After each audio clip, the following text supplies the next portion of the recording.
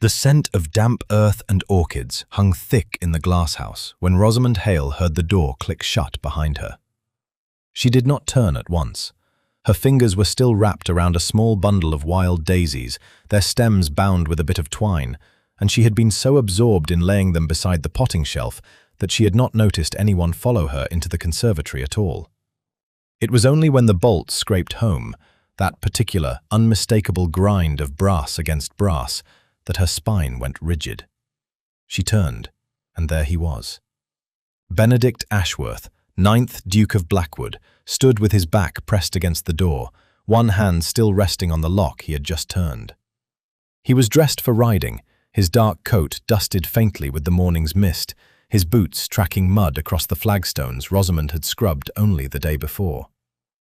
His jaw was set in a way she had learned, over 3 years of service in this house, to be wary of. "Your Grace." She dipped a small curtsy, though her heart had begun to hammer. "I did not hear you come in." "No," he said. "You were too occupied." His gaze dropped to the daisies in her hand, and something in his expression hardened further, like a man watching a wound reopen. "Those are not from the Manor Gardens," he said. It was not a question.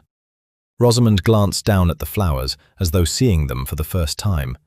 Common things, really, the sort that grew wild along the hedgerows beyond the orchard wall, nothing like the hothouse roses and orchids that filled the Duke's own conservatory. She had always thought that was rather the charm of them. "No, sir, they are not." "Then who gave them to you?" The question came out low, almost quiet, which frightened her more than shouting would have. She had seen Benedict angry before, seen him snap at a groundskeeper for a poorly trimmed hedge, seen him coldly dismiss a footman for arriving late to the stables. But this was different. This was something drawn tight beneath the surface, like a rope about to fray. "It is not my place to say, Your Grace." "Not your place." He repeated the words as though they tasted foul in his mouth. He crossed the small space between them in 3 strides, and Rosamond found herself backing against the potting shelf, a clay pot wobbling dangerously near her elbow. "You are my head parlour-maid, Rosamond. You answer to me in this house, and I am asking you who dared to send you flowers." "Please, sir." "Was it Whitlock's son, the steward from Ashcombe?" His voice climbed, though he seemed to catch himself, dropping it again to something clipped and controlled. "Or perhaps one of the stable hands has taken a liking to you. Tell me, and I shall have the matter settled before supper." Rosamond's throat tightened. She thought of Gideon, of the boy she had known since she was 7 years old, running barefoot through the same hedgerows where those daisies had grown, long before either of them had ever set foot inside a house so grand as Blackwood Manor. She thought of the letter tucked beneath her mattress upstairs, the one that spoke of ships and Liverpool and a life across the sea. She could not speak his name, not to Benedict, not when she did not yet understand herself what it was she felt about Gideon leaving, nor why it was the Duke's reaction, and not Gideon's departure, that had set her hands trembling. "I cannot say," she whispered. "Cannot, or will not." "Your Grace, I beg you. Do you think me a fool?" Something cracked in his voice now, a rawness she had never heard from him before, not in 3 years of curtsies and quiet obedience and stolen glances she had told herself meant nothing. "Do you think I have not noticed how you smile when you believe no one is watching? How you slip out to the orchard wall on your half-days when you ought to be resting?" Rosamond stared at him, stunned into silence. She had not known he watched her at all. "I have a right to know," Benedict said, "who it is that has claimed some part of you that I—" He stopped himself abruptly, as though he had very nearly said something he could not take back. His jaw worked, and for one strange, suspended moment, Rosamond thought she saw something in his face that was not anger at all, but a kind of desperate, wounded confusion, the look of a man who did not fully understand his own fury. Then it was gone, shuttered behind the cold mask of a duke once more. "You will tell me his name," he said, "or you shall not leave this conservatory." "You cannot mean to keep me locked in here." "Can I not?" He folded his arms, and behind him the bolted door seemed suddenly a very solid, very final thing. Outside, she could hear the faint clip of hooves on gravel, a gardener's distant whistle, the ordinary sounds of a morning that had, until a few minutes ago, seemed entirely ordinary itself. "I am the Duke of Blackwood, Rosamond. I may do a great many things I ought not." She had never seen him like this, never known that beneath the composed, aristocratic reserve he wore like a second coat, there burned something so raw, so unreasoning. And she realized, with a small and terrible jolt, that she did not fully understand it either. Only that whatever had gripped him, it was far from finished with either of them. By the time Rosamond was permitted to leave the conservatory, the church bells in the village had already rung for noon, and she had missed her dinner entirely. Benedict had unlocked the door without another word, his fury seemingly spent, though his eyes had followed her the whole length of the gravel path until she disappeared round the corner of the east wing. She had not looked back. She dared not. By evening, she was back in the flagstoned basement kitchens, seated at the long scrubbed table with a heap of silverware before her and a soft cloth in her hand, polishing until the candlelight caught and danced along the surface of each fork and spoon. Mrs. Gable, the head housekeeper, sat at the far end, mending a torn apron, her spectacles perched low on her nose, and around them the other maids had gathered for their evening tea, the copper kettle still steaming on the great iron range. "You're quiet tonight, Rosamond," said Effie, the youngest of the scullery maids, no older than 15, and always eager for a bit of gossip. "Usually you've something to say." "I have a great deal of silver to see to," Rosamond answered, not lifting her eyes from the candlestick in her hands. "Well, I've something to say, if no one else will." Effie leaned forward, lowering her voice to the particular pitch reserved for secrets that were not meant to be secrets at all. "Did you hear? Gideon Marsh came up to the tradesman's entrance this very morning, bold as brass, with a whole bundle of daisies tied up in string. Cook nearly turned him away, thinking he'd business with the smithy accounts, but he said he'd come only to leave the flowers." Rosamond's hand stilled on the candlestick, though she forced herself to resume polishing a moment later, her movements a shade too deliberate. "Left them with the boot boy, he did," Effie went on, delighted to have an audience. "Said they were for the head parlour maid. I didn't think much of it myself, but Sarah here says he's been sweet on you since you were both no higher than the garden wall." "He is an old friend," Rosamond said carefully. "Nothing more." "An old friend who walks 2 miles from the forge just to leave you flowers," said Sarah, the elder of the two housemaids, with a knowing smile that Rosamond did not care for in the least. "I should like an old friend such as that." "He is leaving," Rosamond said, and then wished at once she had not spoken at all, for the words seemed to hang in the warm kitchen air like something newly confessed. "Leaving?" Effie's eyes went wide. "Leaving where?" "Australia," Rosamond admitted, quieter now. "He has taken passage on a ship bound from Liverpool. He means to make his fortune there, or so he says. The forge here has grown too small for him, and his uncle in Sydney has written to say there is work enough for 2 men if he'll come."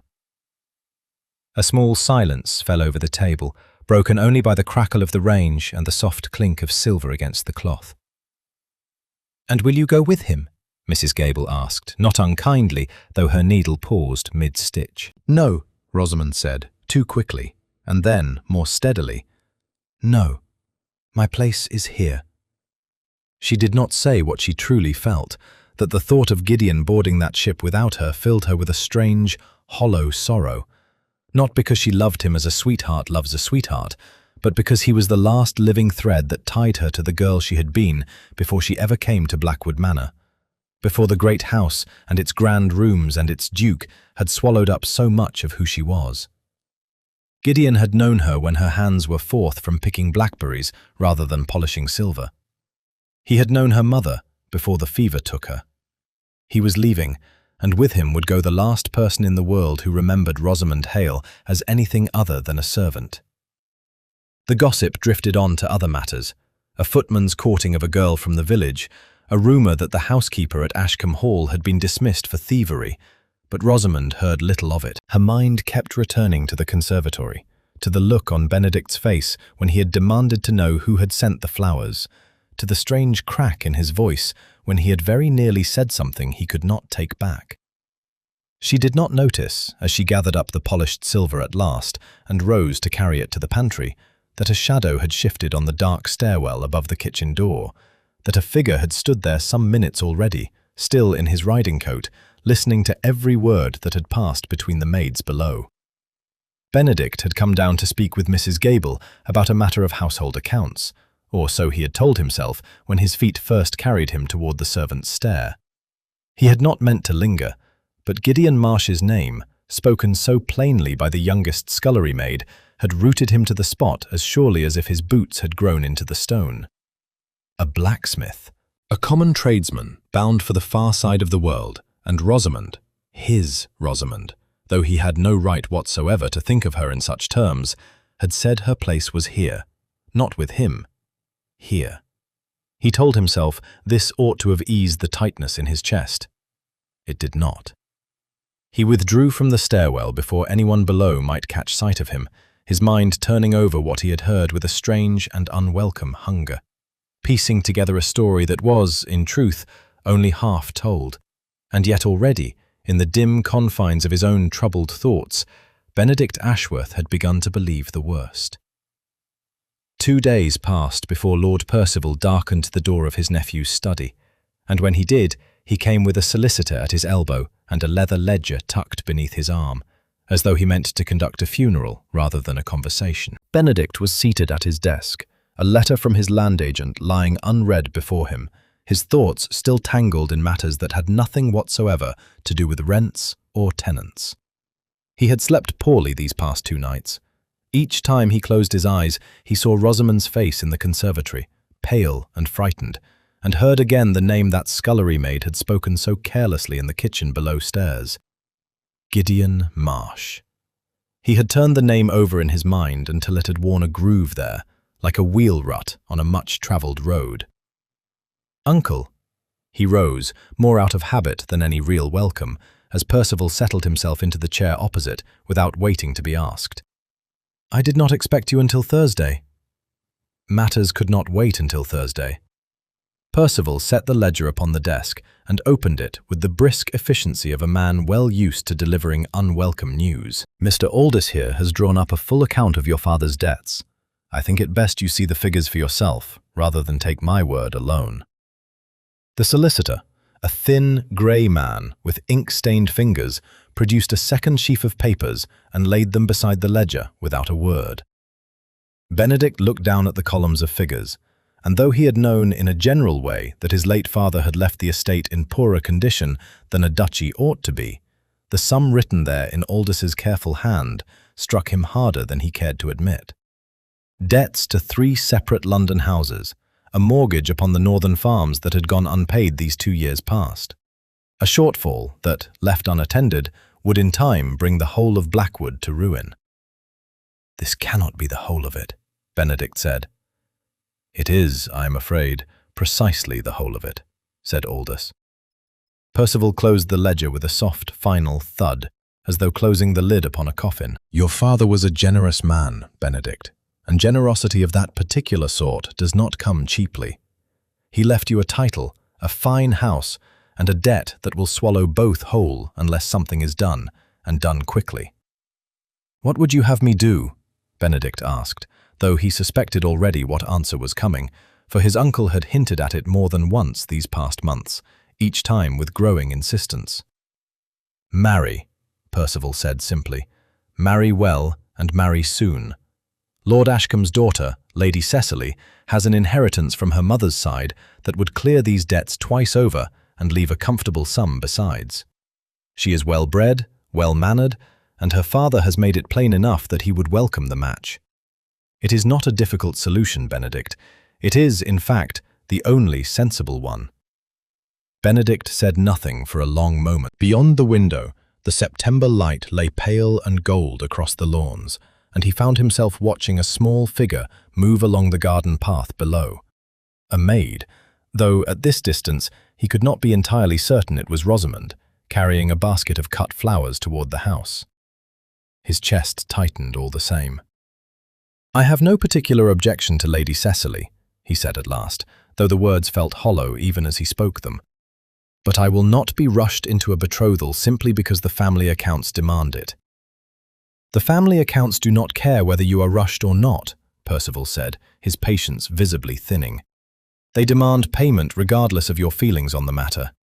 I begin to wonder, nephew, whether your reluctance has less to do with prudence and more to do with a certain parlour maid I have noticed you watching rather too closely at supper." The remark landed like a struck match. Benedict's head came up sharply. "I do not know what you mean." "I think you know a great deal well what I mean." Percival's voice was not unkind, precisely, but it carried the weary firmness of a man who had seen such foolishness before and had little patience left for it. "A duke does not fix his attentions upon a servant girl, Benedict. Whatever fancy has taken hold of you, I should advise you to set it aside before it becomes a scandal neither of us can afford. On top of debts, we can afford even less." "I have fixed my attentions upon nothing," Benedict said, too quickly, and saw by the flicker in his uncle's eyes that the denial had convinced no one, least of all himself.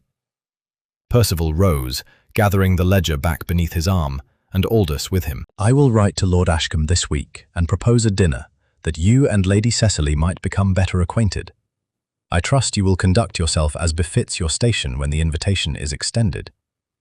He left without waiting for agreement, the solicitor trailing silently behind, and Benedict was left alone in the study with the pale afternoon light and the low, insistent throb of a headache that had nothing to do with the accounts at all.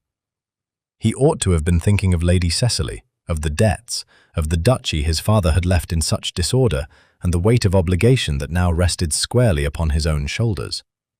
Instead, his mind returned, as it had returned 100 times these 2 days past, to a blacksmith's son standing at the tradesman's entrance with a bundle of wild daisies, and to Rosamond's quiet, unshakable refusal to speak his name. He told himself it did not matter. He told himself a great many things that afternoon, and believed almost none of them. Blackwood village lay some 2 miles from the manor gates, a scattering of low stone cottages and a single crooked lane that wound down toward the mill stream, and it was there, on the 5th morning after the scene in the conservatory, that Benedict rode with the excuse of having his stallion re-shod. The excuse was thin, and he knew it. The animal's shoes were perfectly sound. But he had lain awake the better part of the night before, turning over Percival's words alongside the memory of Effie's careless gossip in the kitchen below stairs, until the two had knotted themselves together into something he could no longer ignore. And by dawn, he had resolved that he would see this Gideon Marsh for himself. The forge stood at the far end of the lane, a low building of blackened stone with a wide open front, and the sound of hammer against iron rang out into the morning air long before Benedict came within sight of it. He drew his horse to a halt some distance off and sat for a moment, simply watching. Gideon Marsh was a broad-shouldered young man, sleeves rolled to the elbow, his face and forearms streaked with soot, working the bellows with the easy rhythm of a man who had done the same task 10,000 times before and would think nothing of doing it 10,000 times more.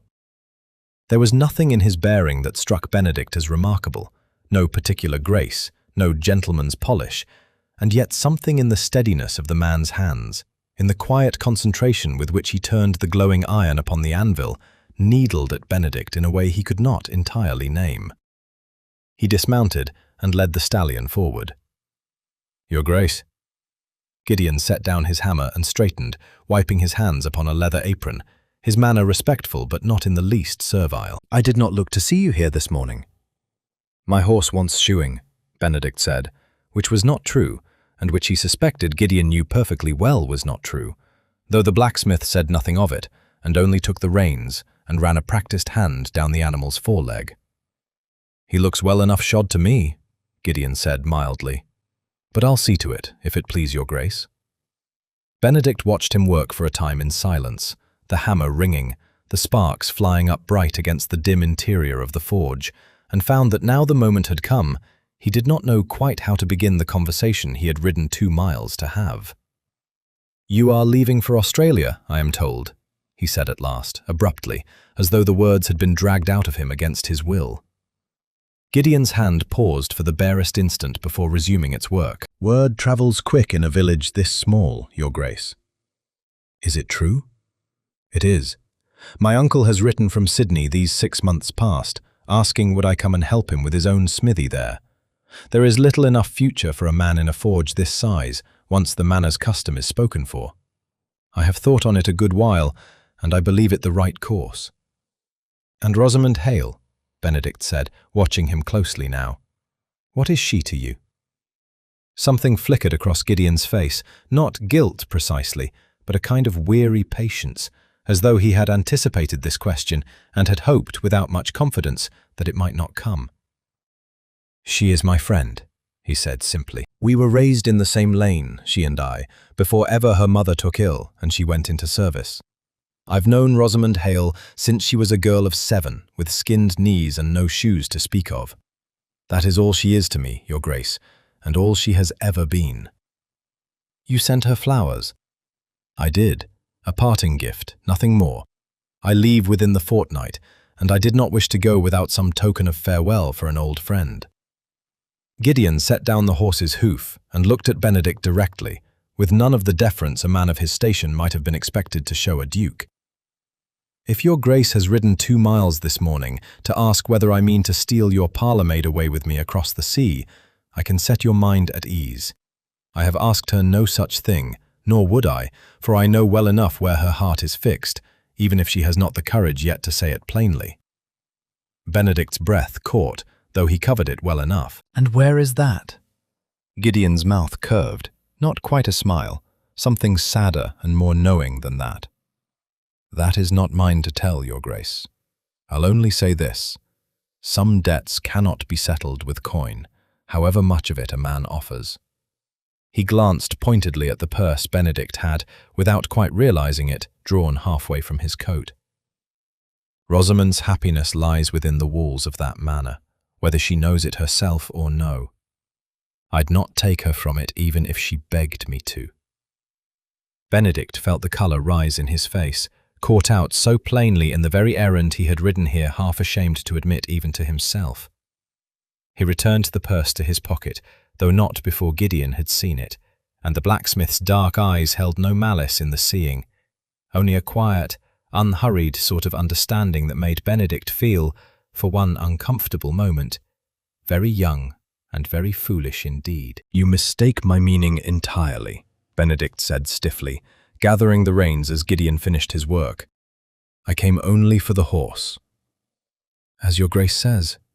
Gideon inclined his head, and if he did not believe a word of it, he was gentleman enough, or perhaps simply wise enough, not to say so aloud. Benedict rode back toward the manor, with the blacksmith's words turning over and over in his mind, and where he ought to have found comfort in them, he found instead only a fresh and more dangerous kind of torment. Some debts cannot be bought. Her happiness lies within the manor walls.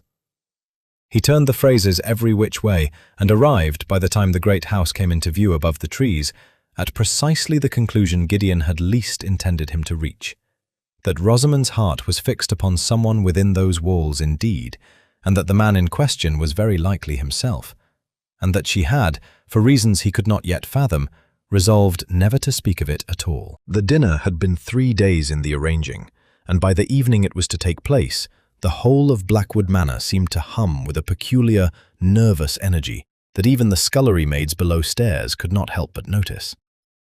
Lord Ashcombe and his daughter arrived promptly at 7, their carriage crunching up the gravel drive as the last of the daylight faded behind the western elms. Rosamond, pressed into service for the grand dining hall alongside 2 footmen and the elder housemaid, caught only a brief glimpse of Lady Cecily as she was handed down from the carriage. A tall, fair young woman in a gown of pale blue silk, her hair dressed in the very latest fashion, her manner composed in the way of someone who had never once in her life doubted her own welcome anywhere she went. "She is very handsome," Sarah murmured to Rosamond as they carried the first course up from the kitchens, the tureen of soup steaming between them. "Very," Rosamond agreed, and found the words sat strangely in her mouth, like something bitter she had not meant to swallow. She had told herself, these 5 days past, that whatever had happened in the conservatory meant nothing at all, that it had been a fit of temper on the Duke's part, born of some misunderstanding she did not fully grasp, and that she would do well to put it from her mind entirely and attend to her duties as she had always done. She had very nearly convinced herself of it too, until she stepped into the dining hall that evening and saw Benedict seated at the head of the long table, Lady Cecily placed at his right hand, and felt something twist sharply beneath her ribs that she had no business feeling at all. The dinner proceeded with all the stiff formality such occasions demanded.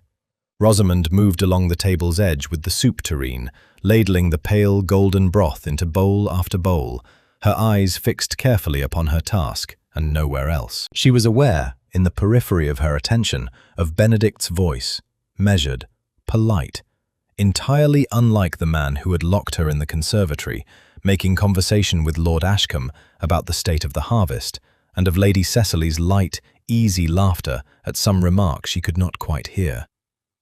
It was as she reached the head of the table, ladling soup into Lord Percival's bowl, that the old man rose to his feet with his wineglass raised, and the room fell obligingly silent. "I will not keep you all in suspense," Percival announced, his voice carrying easily to every corner of the hall. "For I know well enough that a family so old as ours thrives upon good news as much as good wine. It gives me very great pleasure to announce, with Lord Ashcombe's blessing, an understanding between my nephew, His Grace the Duke of Blackwood, and Lady Cecily." A ripple of polite applause went round the table. Lord Ashcombe beamed, with the satisfaction of a man who had secured precisely the match he had angled for these many months. Lady Cecily inclined her head with a small, gracious smile, and beside her, Benedict said nothing at all, only sat very still, his jaw tight, his eyes fixed upon some point on the tablecloth, as though he could not quite bring himself to look up. Rosamond, standing not 3 feet from his shoulder with the soup tureen still in her hands, felt the floor seem to tilt beneath her. She had known, of course she had known, that a man of his station would marry within his own world sooner or later, that whatever strange current had passed between them in the conservatory had been nothing more than a passing madness on his part, never meant to lead anywhere at all. She had told herself this 100 times these 5 days past, and yet hearing it announced so plainly, in front of the whole assembled gentry, with Lady Cecily's pale hand resting so easily near his own upon the tablecloth, struck her with a force she had not braced herself against. The porcelain saucer slipped from her fingers before she quite knew it was falling, and shattered against the polished floor, with a sound that seemed, in the sudden silence that followed, dreadfully loud. "Clumsy girl!" Lord Percival's voice cracked across the table like a whip. All his earlier good humour vanished in an instant. "Have you no more sense than to drop the china in front of guests? Get it cleared at once, and mind you do not disgrace this house further." "Forgive me, my lord," Rosamond managed, sinking to her knees to gather the shattered pieces, her hands trembling so badly she nearly cut herself on a broken shard. She did not look up. She could not, but she felt, rather than saw, Benedict's eyes upon her, felt him half rise from his chair, as though some instinct in him meant to come to her aid, before he caught himself and sat back down, his hands gripping the arms of his chair so tightly his knuckles had gone quite white. He said nothing. What, after all, could he say, with Lady Cecily seated at his right hand and the whole of Ashcombe's household watching? Rosamond gathered the last of the broken china into her apron and rose, murmuring another apology to no one in particular, and retreated from the dining hall as quickly as decorum allowed. Behind her, she heard Lord Ashcombe make some smoothing remark about clumsy servants being difficult to come by these days, and Lady Cecily's light laughter following after it, and the ordinary business of the dinner resuming as though nothing at all had happened. She did not stop walking until she had reached the empty corridor beyond the kitchens, where she pressed her back against the cold stone wall and allowed herself, for the first time in 5 days, to weep. Whatever Benedict had felt in the conservatory, whatever strange, unreasoning jealousy had gripped him that morning, it had led, in the end, only to this: a betrothal announced before the whole county. a silence he had not broken even when she knelt weeping at his feet to gather broken china. She resolved, standing there in the dark corridor with her apron full of shattered porcelain, that she would not wait to be dismissed. She would give her notice the moment her monthly wages were paid, and she would leave Blackwood Manor and its duke, and whatever foolish hope had taken root in her heart these 5 days past, far behind her for good. Lord Percival had not missed the shattered saucer, nor the manner in which his nephew had half risen from his chair before catching himself. He had said nothing of it that evening, content to let the dinner run its course and the betrothal settle upon the assembled company like a fine dust over old furniture. But he was not a man who let such things pass unremarked for long, and by the second morning following he had resolved to see the matter dealt with in his own quiet, efficient way, without troubling Benedict with the particulars at all. He summoned Rosamond to the steward's office by way of a note carried down to the kitchens, and she arrived there shortly after breakfast with her apron still dusted with flour from the morning's baking, uncertain what business a girl of her station might have with the steward's office at all. Percival was waiting for her alone, seated behind the narrow desk with a folded paper before him and a small leather purse beside it, and something in the set of his face told Rosamond, before he had spoken a single word, that whatever was coming would not be pleasant. "Close the door, if you please," he said. She did, and stood before the desk with her hands folded, her heart already beginning its familiar, anxious climb. "I will not waste your time or my own with unnecessary preamble," Percival said. "I have noticed, these past weeks, a certain attention that my nephew has begun to pay you. Glances at the dinner table, a rather curious eagerness the other morning to defend you when you had the misfortune to drop a saucer in front of Lord Ashcombe's household. I am not a fool, Rosamond, and I do not believe you are one either, so I will speak plainly. This attention, whatever its cause, cannot be permitted to continue." Rosamond felt the blood drain from her face. "Your lordship, I have done nothing to encourage—" "I do not say that you have," Percival cut in, not unkindly, though there was no softness in it either. "I dare say the fault, if fault it is, lies more with his temperament than your conduct. But the cause does not much signify. What signifies is the consequence, should this foolishness be permitted to run its course. The Duke is betrothed to Lady Cecily. That betrothal secures this family's future in a manner nothing else can. I will not see it jeopardized by a passing fancy, however innocently begun." He slid the folded paper across the desk toward her, and beside it the small leather purse. "This is a letter of dismissal, effective immediately, along with your final wages and a sum besides, which I trust you will find generous. There is also a ticket for the London train, departing from the village station tomorrow morning. I have taken the liberty of arranging a position for you there, in the household of a Mrs. Fairweather, a distant connection of my late wife's family, who is in want of a parlour-maid, and has agreed to take you on my recommendation." Rosamond stared at the paper without touching it. "You mean for me to leave Blackwood altogether?" "I mean for you to leave before this grows into something neither of us can undo," Percival said. "Understand me, girl. I bear you no particular ill will. You have served this house well these 3 years, and I do not doubt your conduct has been entirely proper throughout. But should you remain, and should whatever foolishness has taken hold of my nephew continue to grow, I promise you this: I will see to it that you never find honest service in this county again. No respectable house within 50 miles will take you on once I have finished with your character. I would rather not do such a thing. I would very much rather you simply went quietly, with your wages and my thanks, and troubled this family no further." The threat, delivered so evenly, so without malice, frightened Rosamond more than shouting could have done. She understood, standing there in the narrow office, with the morning light falling grey through the window, that Lord Percival meant every word of it, and that he had the power, and very likely the will, to see it done. "I understand, my lord," she said quietly, and took up the paper and the purse, with hands that did not entirely obey her. "Good." Percival's shoulders eased somewhat, the matter concluded to his satisfaction. "You will say nothing of this conversation to my nephew. I trust you have sense enough to see the wisdom in that." A quiet departure serves everyone far better than a scene, and I should not like to think you the sort of girl who makes scenes."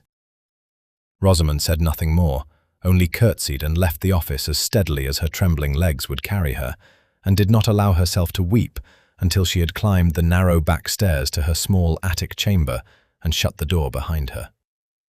She sat upon the edge of her narrow bed for a long while, the letter and the purse resting in her lap, and thought of Benedict's face across the dinner table 2 nights past, the way he had half risen from his chair before catching himself, the strange, wounded look that had crossed his face when she knelt weeping at his feet.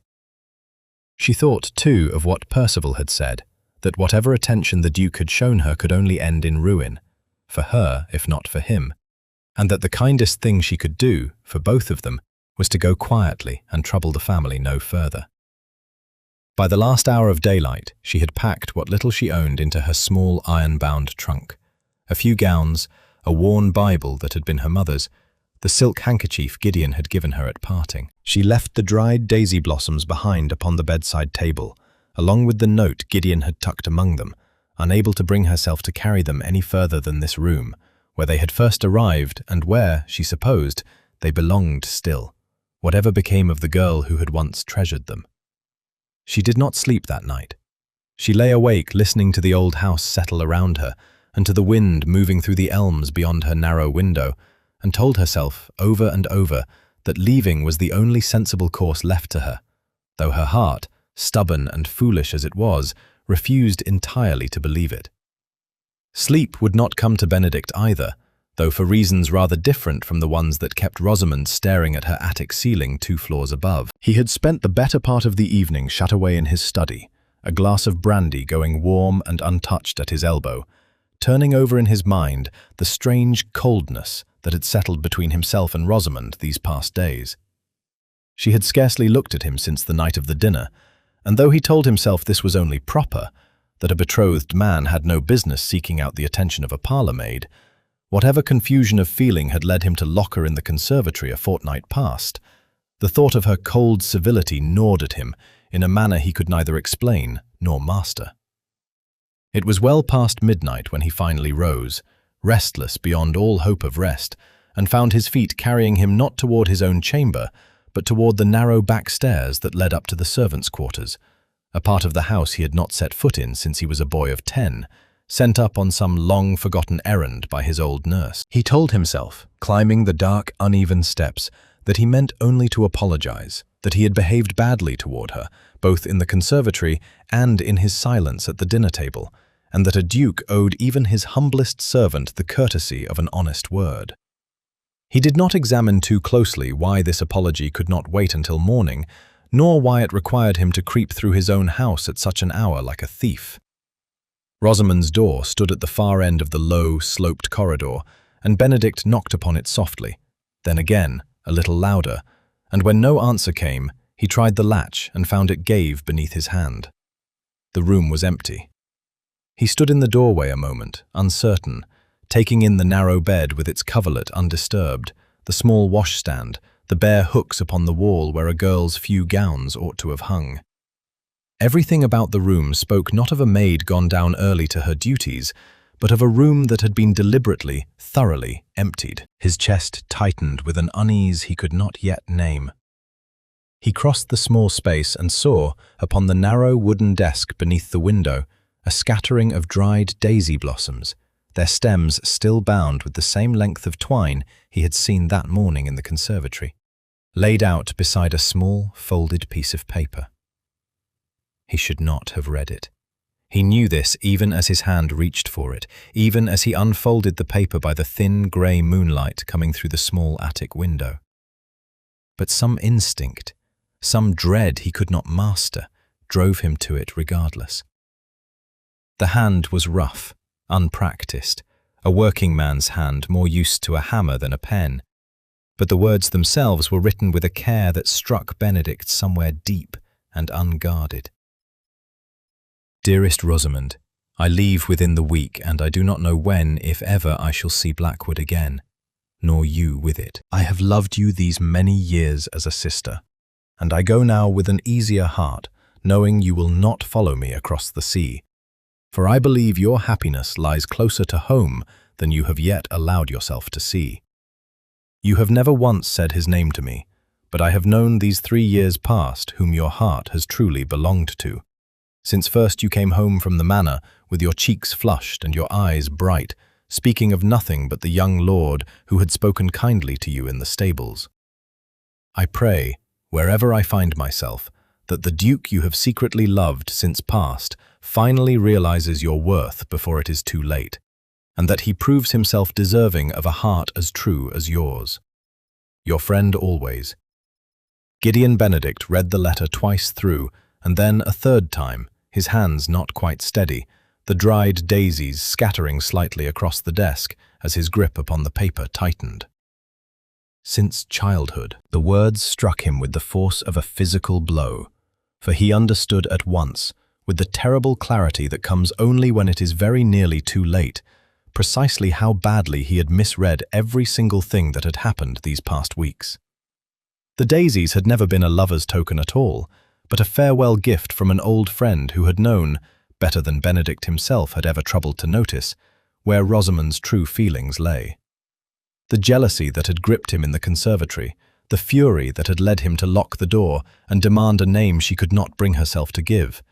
She had not refused to speak because she was protecting a secret lover, but because the truth was so much closer, so much more frightening to confess than any admirer among the tradesmen or the stable hands could ever have been. And now she was gone, her trunk gone with her, her room stripped bare, and Benedict standing alone in the cold attic chamber at past midnight, with nothing left of her but a scattering of dried wildflowers and a letter never meant for his eyes at all. He thought of his uncle's warnings.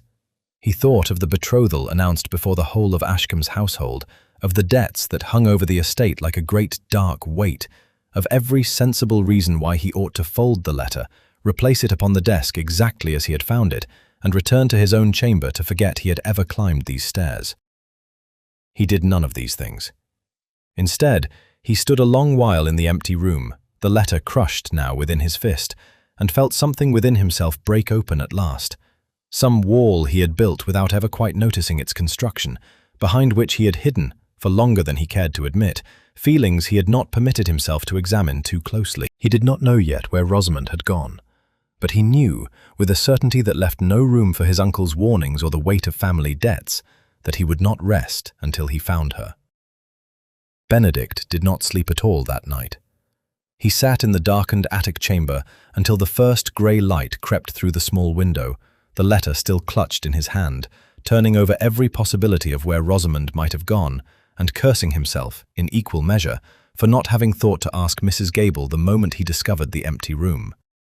It was Mrs. Gable, roused from her own bed by his urgent knocking at her door before the household had properly stirred, who told him what Lord Percival had done, the dismissal, the wages, the ticket for the London train departing that very morning from Blackwood village station. The housekeeper's face had gone pale as she spoke, for she had known nothing of the matter herself until that moment, and she watched Benedict's expression darken with something closer to fury than she had seen in him since his father's death. "He gave her no choice in the matter," Mrs. Gable said quietly. "Threatened her character besides, or so I have gathered from what little the girl let slip before she left. She would not have gone otherwise, Your Grace, not without a word to anyone." Benedict said nothing to this. There was nothing to say that would not have required him to admit, aloud, precisely how great a fool he had been these past weeks, and how much of the blame for what his uncle had done rested finally upon his own shoulders. For it was his own poorly hidden feelings that had driven Percival to act at all. He ordered the phaeton readied within the quarter hour, and rode out through the pale, thinning fog of early morning, with the coachman driving the horses harder than propriety generally allowed, the wheels striking sparks from the flint scattered along the lane.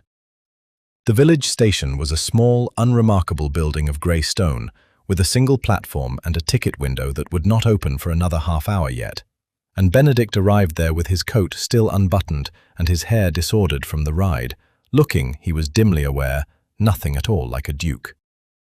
The platform was not empty. A figure stood near the far end of it, beside a great iron-bound steam trunk stamped with the markings of the Liverpool line, and for one terrible, lurching moment, Benedict thought he had come too late, that Rosamond had already boarded some earlier train and was gone from him entirely. But as he drew closer, striding the length of the platform with his boots ringing against the worn stone, he saw that the figure was not Rosamond at all, but Gideon Marsh, dressed for travel, his own trunk marked for the same port his letter had spoken of. "Your Grace." Gideon straightened at his approach, and if he was surprised to see the Duke of Blackwood arrive at a village station at such an hour, in such evident disarray, he gave little sign of it beyond a slight lift of his brow. "You've the look of a man who has ridden hard this morning. Where is she?" Benedict did not trouble himself with any preamble. "Rosamond, I know she was to take this same train. Is she here?" Something shifted in Gideon's expression, not quite surprise, but a kind of careful, measuring assessment, as though he were weighing how much of the truth this particular morning called for. "She is not," he said. "Nor will she be, unless I'm very much mistaken in her. She has a ticket. My uncle arranged it himself, a position in a household in London." "I know what your uncle arranged," Gideon said, and there was an edge in his voice now that had not been there at the forge a week past. "She came to my aunt's cottage last evening, Your Grace, near broken with grief, and told me the whole of it. The dismissal, the threats against her character should she remain in the county. She meant, at first, to take the train as your uncle bid her, thinking she had no other choice left." "And now?" "Now I could not rightly say what she means to do, only that when I left the cottage this morning to see to my own passage, she had not the trunk packed, nor any look about her of a woman preparing to leave." Gideon glanced toward the steam engine idling further down the track, its great iron wheels hissing softly, waiting on the platform's edge. "I sailed this evening from Liverpool, Your Grace, alone, as I have told you I would. I asked her once more, before I left the cottage, whether she would not reconsider and come with me after all, to begin some new life free of this county and everyone in it." Benedict's chest constricted painfully. "And what did she say?" "She wept," Gideon said simply, "and told me she could not leave a place that held everything she had ever loved, however little hope she had of that love ever being returned. She spent the whole of last night weeping over your marriage to Lady Cecily, Your Grace, and yet would not so much as consider boarding a ship that might carry her far enough away to forget you." He shook his head slowly, and for the first time that morning something almost like sympathy crossed his sooty features. "I have known Rosamond Hale the whole of my life, and I have never seen her so thoroughly wretched, nor so entirely determined to remain wretched, on your account." The station bell rang somewhere behind them, announcing the train's imminent departure, and Gideon hefted his own trunk toward the waiting carriage with the unhurried movements of a man who had made his peace with the leaving, whatever grief it cost him. "She left the cottage before I did," he said over his shoulder, "and told my aunt she meant to walk out toward the old parish schoolhouse, to speak with the rector there about a position as schoolmistress, now that London holds no appeal for her. If you mean to find her, Your Grace, I should think that the direction most likely to serve." Benedict did not wait to hear more. He turned from the platform and ran back toward the waiting phaeton, with his heart hammering harder than it had during the whole desperate ride from the manor, understanding at last, with a clarity that left no room for doubt, precisely how narrowly he had come to losing her. Not to Gideon, not to any rival he had imagined in his jealous fury, but to his own family's cruelty and his own cowardly silence, which had very nearly driven her from Blackwood for good. The road to the old parish schoolhouse ran along the eastern edge of the estate, a mile and more of rutted lane that climbed past the mill stream and skirted the churchyard wall before dropping down toward the small stone building where 3 generations of Blackwood had learned their letters. Benedict drove the phaeton himself, having sent the coachman back with the horses that had carried him to the station, and pushed the fresh pair harder than was strictly wise along a lane grown slick with the morning's damp. He reached the schoolhouse within the half-hour, breathless and half wild with the fear that he had already lost the little advantage Gideon's information had given him, and found the rector, old Mr. Sedgwick, sweeping the front step with the unhurried patience of a man to whom dukes arriving unannounced were rather more novelty than nuisance. "Your Grace." Sedgwick straightened, leaning upon his broom. "This is an unexpected honor." "I am looking for Rosamond Hale," Benedict said, foregoing entirely the courtesies such an encounter usually demanded. "I was told she meant to come here this morning to speak with you about a position." "She did come," Sedgwick said, and something in the way he said it told Benedict at once that he had missed her by a narrower margin than he could bear to think on. "Not an hour passed. A fine, steady girl, and I told her I should be glad to have her once the harvest holidays are done and the position falls vacant. But she seemed troubled, Your Grace, and did not linger long once our business was settled." "Where did she go?" "That I could not rightly say. She asked only whether the old Fenwick cottage still stood empty, out along the estate's edge, and I told her it did, and had done these 2 years past since old Widow Fenwick was taken to her rest. I believe she meant to walk there directly, though for what purpose I cannot guess, unless she means to shelter there a night or two while her situation here is settled." Benedict thanked the rector with rather less ceremony than the occasion called for, and was back in the phaeton within the minute, the horse's hooves throwing up clods of damp earth as he turned them once more toward the estate's outer boundary. The Fenwick cottage lay some way further still, a good 2 miles beyond the schoolhouse, along a track that grew steadily narrower and rougher as it climbed toward the wooded edge of Blackwood's lands, and Benedict drove it with a grim, single-minded determination that left no room in his thoughts for anything but the fear of arriving too late a second time. He had not gone above a mile when the sky, which had hung low and grey since dawn, began at last to make good on its threat. The first drops fell scattered and light, no more than a passing shower, but within a quarter hour the wind had risen, and the light rain had thickened into something altogether more determined, driving hard against his face and soaking through his coat before he had covered half the remaining distance. He pressed on regardless. The horses, unsettled by the worsening weather, grew skittish upon the narrow track, and twice he was forced to slow them to a walk where the lane had turned to mud beneath the wheels, cursing the lost minutes even as he did so, knowing full well he would gain nothing by overturning the phaeton in a ditch some half-mile short of his destination. It was somewhere along this last stretch, the rain now falling in earnest sheets and the light beginning to fail though it was scarcely past noon, that Benedict found his thoughts turning, unbidden, to everything Gideon had told him at the station, that Rosamond had wept the whole of the previous night over his marriage to Lady Cecily, that she had refused even the offer of a new life across the sea rather than abandon whatever small, hopeless attachment she still held to him. He thought of the letter he had found among the dried daisies, of Gideon's own words written there in his rough, careful hand. "The Duke she has secretly loved since childhood," and felt the whole weight of his own blindness these past years settle upon him at once, heavier by far than any debt his father had left behind. He had watched her, these 3 years past, without ever once permitting himself to examine why the sight of her moving through his own house had come to matter to him so much more than it ought. He had told himself it was nothing, a passing fancy, unworthy of serious thought in a man of his station, easily set aside once duty called him elsewhere.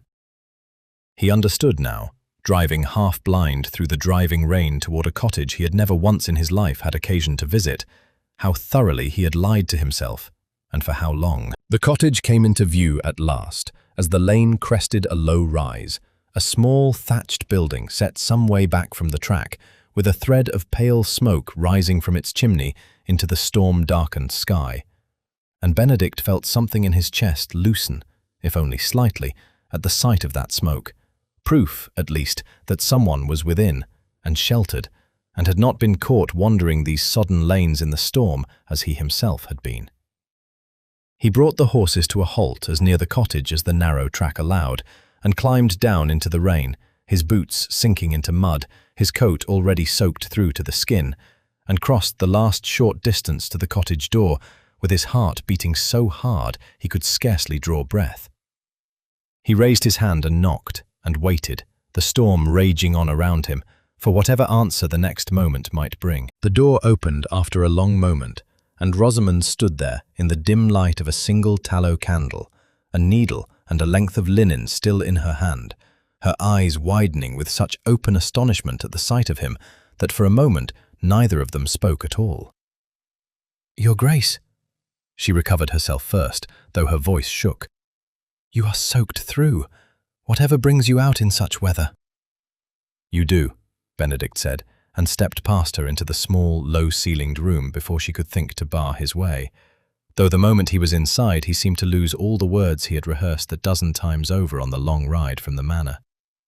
The cottage was sparse but warm, a small fire burning in the hearth, a basket of mending set beside the single chair where she had evidently been sitting when his knock disturbed her. Rosamond closed the door against the driving rain and stood facing him, her arms wrapped about herself as though for protection against something more than the cold. "You should not have come," she said. "It is not proper, Your Grace. You alone here with me, and you a betrothed man besides." "I am not betrothed," Benedict said. "Or if I am, I mean to end it before another day passes, whatever it costs me with my uncle, or with Lord Ashcombe, or with the whole of this county's opinion of me." Rosamond stared at him, and he saw the wariness in her eyes war visibly with something else, something she seemed determined not to let him see too clearly. "You have no cause to say such things to me," she said quietly. "I am a servant, Your Grace, or I was until 3 days past. Whatever you imagine you feel—" "I read the letter." The words came out of him abruptly, before he had quite decided to speak them at all. "Gideon's letter, the one he left with the daisies. I did not mean to intrude upon it, but I found your room empty and the letter lying upon the desk, and I read it before I understood what I was reading." The colour drained from Rosamond's face. "Then you know." "I know that I have been the worst kind of fool," Benedict said, and crossed the small distance between them, close enough now that the firelight caught the tears standing unshed in her eyes.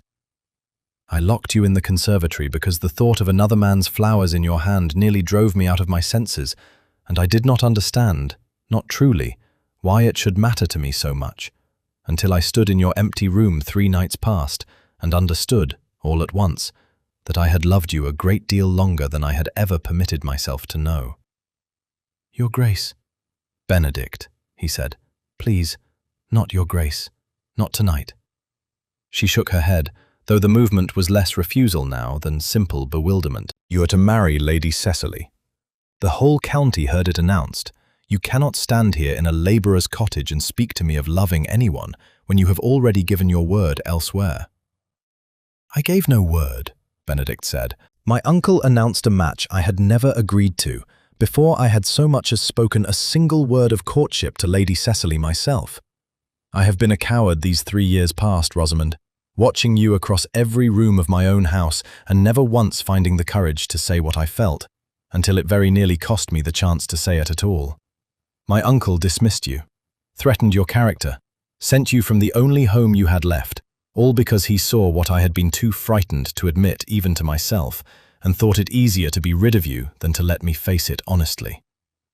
Rosamond's composure broke at last, the tears she had been holding back spilling over freely now, though whether from grief or something closer to disbelieving hope, Benedict could not yet be certain. "I have loved you since I was scarcely more than a girl," she admitted, the words coming haltingly, as though each one cost her something dear to surrender. "Since long before I understood what such feeling even was, or how impossible it would always remain. I told myself every day these 3 years that it was a foolishness I must outgrow, that a maid has no business loving her master, whatever her heart insists upon feeling. I very nearly boarded that train yesterday morning, thinking it the only way I should ever be free of it." "And yet you did not board it?" "No." A small, broken laugh escaped her, half sob. "I could not. However hopeless it seemed, I found I could not bring myself to leave the place where you were, even knowing you were to marry another." Benedict reached for her hand then, gently, and she did not pull away, though her fingers trembled within his own. Outside, the storm had not eased at all, the rain still driving hard against the small windows, thunder rolling somewhere distant over the hills. But within the cottage's close, fire-lit warmth, none of it seemed to matter in the least. "I am asking your forgiveness," he said, "for the conservatory, for my silence at that dinner, for every cowardly week I let pass without telling you the truth of my own heart. I do not know yet how I shall settle matters with my uncle, or with Lord Ashcombe, or with the debts that hang over this whole family. But I know I cannot marry Lady Cecily, nor any woman living, while my heart remains as thoroughly and hopelessly given as it has been these 3 years past, to you." Rosamond looked up at him, the firelight catching the tears still wet upon her cheeks, and for the first time since he had appeared, soaked and desperate, in her cottage doorway, something like hope broke gently across her face. "Then you had best come in properly," she said, "and dry yourself by the fire, your grace, before you catch your death standing there dripping upon Widow Fenwick's floor. Whatever is to be settled between us, I should rather you lived long enough to see it settled." 3 days passed before Benedict found the courage to do what honour demanded, and in those 3 days he did not once waver from the course he had set for himself that stormy night at the Fenwick cottage, whatever it might cost him. He rode first to Ashcombe Hall, alone and without his uncle's knowledge, and there requested a private audience with Lord Ashcombe, to whom he explained, as plainly and honestly as he could manage, that the betrothal announced at his own dinner table had been made without his true consent, and that he could not, in good conscience, proceed with a marriage his heart had never once agreed to. Lord Ashcombe had been angry, as was only natural, and Lady Cecily herself, when she came to hear of it, had received the news with a coolness that suggested her own feelings in the matter had never run so very deep as her father's ambitions for the match. She had, in fact, confessed to Benedict with some relief that she had long favoured a young officer of her acquaintance, and that her father's insistence upon the Blackwood match had troubled her rather more than she had ever dared admit. The parting, in the end, proved a good deal less bitter than Benedict had feared, and Lord Ashcombe, though wounded in his pride, was mollified somewhat by a generous settlement Benedict offered in recompense for the broken understanding. Lord Percival proved a harder matter entirely. He had come to the manor the moment word reached him of the broken betrothal, white with fury, and the argument that followed in Benedict's study lasted the better part of an hour, with accusations of foolishness and ingratitude flung about with a heat Benedict had never before heard from his usually controlled uncle. But Benedict, for the first time in his life, did not yield. "The debts will be settled," he told his uncle, standing his ground, though his voice remained steady. "I have already written to Aldous regarding the sale of the northern farms, land I have little use for and less attachment to, and which will fetch a sum more than sufficient to clear what my father owed, without requiring me to sell myself into a marriage I do not want, to a woman who does not want me either, in order to do it." "And the girl?" Percival had demanded, his voice thick with disbelief. "You mean to disgrace this family entirely, for the sake of a parlour maid?" "I mean to marry her," Benedict said, "if she will have me, and I will hear no further argument on the matter from you or from anyone else in this county. You dismissed her once already, uncle, on the strength of a fear you never troubled to voice honestly to my face. I will not permit you, or anyone, to dismiss her again." Percival had left the manor that evening in cold silence, and though the breach between them would take a good deal longer than 3 days to properly mend, he did not, in the end, carry through on any of his earlier threats against Rosamond's character, whether from some remaining fondness for his nephew or simple recognition that the matter was now entirely beyond his power to prevent. And so it was that on the 18th day since the scene in the conservatory that had begun it all, the household staff of Blackwood Manor gathered in the estate courtyard beneath a sky finally cleared of storm, summoned there by their master for reasons none of them had been told in advance. Mrs. Gable stood near the front, with Sarah and Effie beside her, and further back, the footmen and stable hands and gardeners had assembled in their own loose clusters, all wearing the particular expression of servants who suspected something remarkable was about to happen and did not wish to miss a moment of it. Rosamond stood near the courtyard steps in a simple woolen day-dress, her hands folded before her, uncertain still why Benedict had asked her to come, though something in his manner these past days had left her daring to hope for rather more than she had any right to expect. Benedict came down the steps to where she stood and took her hand in full view of the assembled household, and for a moment simply looked at her, as though committing the sight of her to memory before he spoke a single word. "I have called you all here," he said, raising his voice to carry across the courtyard, "because I mean to correct a wrong I did some weeks past, and to make plain before you all a truth I ought to have declared long before now." He drew from his coat the marriage contract his uncle's solicitor had drawn up for the match with Lady Cecily, a document he had carried with him these 3 days as a kind of reminder of everything he meant to leave behind, and tore it cleanly in two before the whole assembled household, letting the pieces fall to the cobblestones at his feet. "I will settle this family's debts by selling the northern lands," he said, "and not by selling my own heart to a marriage I never wanted.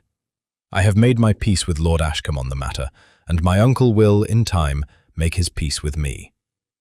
Then he turned to Rosamond and sank down upon one knee upon the cold stone of the courtyard, drawing from his pocket a small gold signet ring that had belonged to his mother, and held it out to her with a steadiness that surprised even himself, given how violently his heart was beating. "Rosamond Hale," he said, loudly enough that every soul in that courtyard heard it, "I have loved you a good deal longer than I ever had the courage to say, and I very nearly lost you through my own blindness and my own family's cruelty before I understood it fully myself. I am asking you now, before everyone I know, to become my wife and the Duchess of Blackwood, if you will still have a man foolish enough to have locked you in a conservatory over a bundle of wild daisies." Rosamond looked down at him, tears bright in her eyes, and around the courtyard the assembled household had gone entirely silent, waiting. "I will," she said, and the courtyard erupted into applause, and somewhere among the scullery maids Effie was already weeping with delight, and Rosamond Hale, once a servant girl with no expectation beyond her next day's duties, became, in that single unexpected moment, everything her heart had never quite dared to hope for.